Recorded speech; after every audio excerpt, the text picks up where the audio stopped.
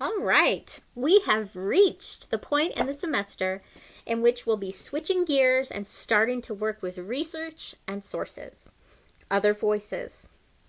That doesn't mean that we'll be abandoning your storytelling skills that you've been developing. This assignment is a both and situation. You'll be exploring your identity through research, reflection, and storytelling, and we'll use the question, what does it mean to be a blank, to guide you. In essence, this paper is an opportunity to write about and explore an aspect of your identity. Identity is one of those words that has a lot of different meanings, so you might be wondering what I'm talking about. What does identity mean to you?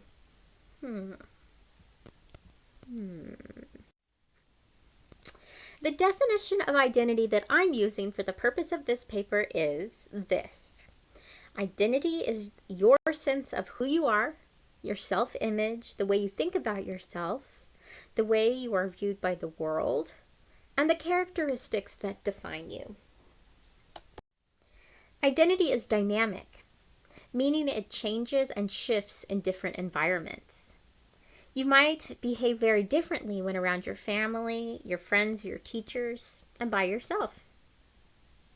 When you occupy different roles, you might find that your sense of self shifts and changes.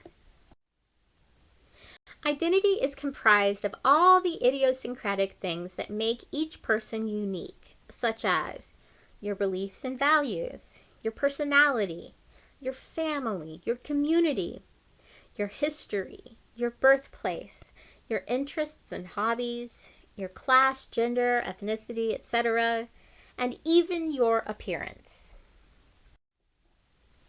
For this paper, just pick one tiny piece of who you are. Even though I am a teacher, a writer, a reader, a mom, a wife, etc., etc., etc., I have had to narrow my choice down to one. In the past, I have chosen two small bits to write about as my identity as a collector and my identity as a writer.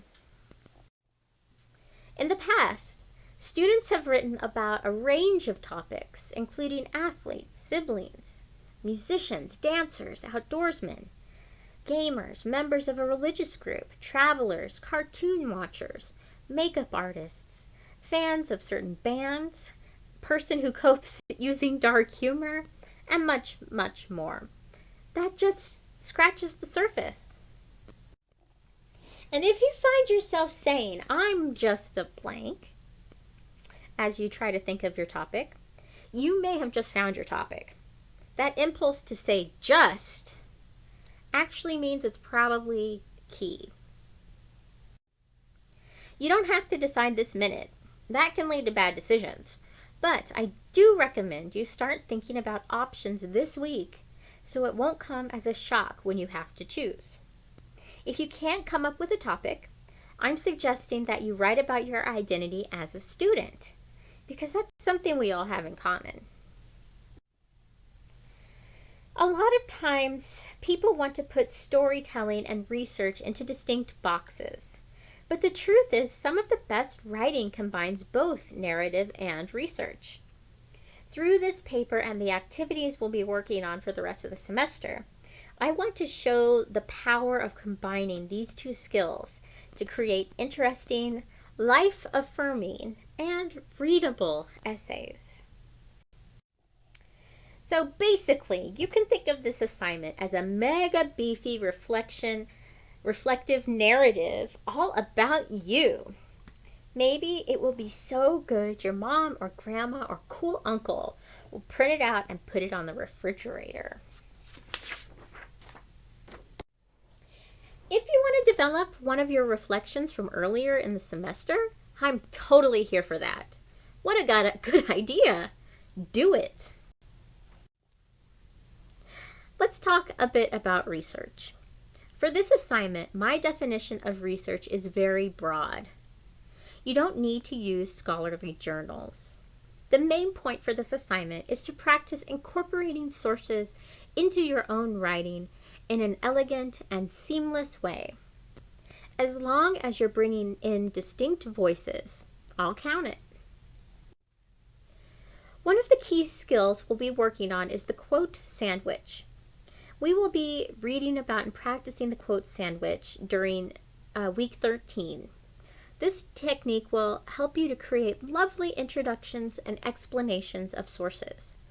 This is my number one concern in terms of what we might call research in this class. You will also watch a number of videos created by ISU librarians in the Library Resources book in week 12. You can use the library for all kinds of help. But don't wait until you're desperate. Ask a librarian. They know how to use Google better than you do. And they want to help. Jenny Semenza is a librarian for ISU who knows this assignment and can give you special help if you are struggling. And as always, you can email or text me too. So, in a nutshell, this assignment should include a thesis statement that answers the question, what does it mean to be a blank? Be 6 to 8 pages in length. Incorporate 5 sources. Use quote sandwiches to introduce source material. Refer to personal experience. Explode some moments for me. Show growth and surprise and interest the reader.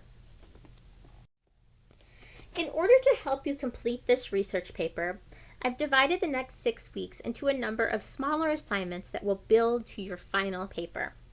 The first 2 assignments, Pieces of Me and Discovery Draft, are essentially invention activities. Your bibliography and annotated bibliography are assignments designed to help you start finding and incorporating sources. Your rough draft will give me the opportunity to provide some feedback before you turn in your final draft at the end of the semester. Some students fall off the wagon at this point in the semester, but getting behind is a dangerous game. Keep up, even if it means sacrificing perfection for getting it done. I have included an example that shows you each individual assignment within the assignment series. You can find it in the course documents on Moodle. When you turn in your final paper, you don't need to turn in a giant file like that one, but I wanted to make it available for you so you can see how each piece contributes to the whole.